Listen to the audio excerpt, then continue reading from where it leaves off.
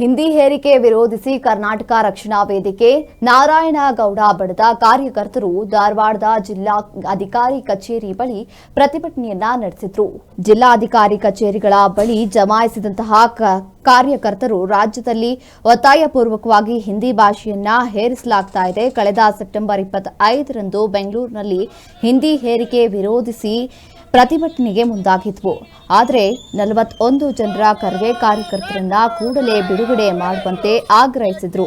ಕೇಂದ್ರ ಸರ್ಕಾರ ಪ್ರಾಯೋಜಿಕ ಹಿಂದಿ ಭಾಷೆ ಹೇರಿಕೆ ವಿರೋಧಿಸಿ ಹೋರಾಟ ನಡೆಸಿದ ಬೆಂಗಳೂರು ನಗರ ಕರವೇ ಕಾರ್ಯಕರ್ತರನ್ನ ಪೊಲೀಸರು ಬಂಧಿಸಿದ್ದಾರೆ.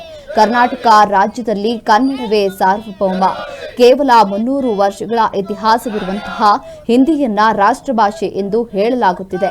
ಕೂಡಲೇ ಈ ಹಿಂದಿ ಹೇರಿಕೆಯನ್ನ ನಿಲ್ಲಿಸಿ ಬಂಧಿಸಲ್ಪಟ್ಟಿರುವಂತಹ ಕರವೇ ಕಾರ್ಯಕರ್ತರನ್ನ ಬಿಡುಗಡೆ ಮಾಡಬೇಕು, ಇಲ್ಲದಿದ್ದರೆ ಪ್ರತಿಭಟನೆ ಮುಂದಾಗ್ತೇವೆ ಅಂತ ಕರವೇ ಕಾರ್ಯಕರ್ತರು ಎಚ್ಚರಿಕೆಯನ್ನ ನೀಡಿದ್ದಾರೆ.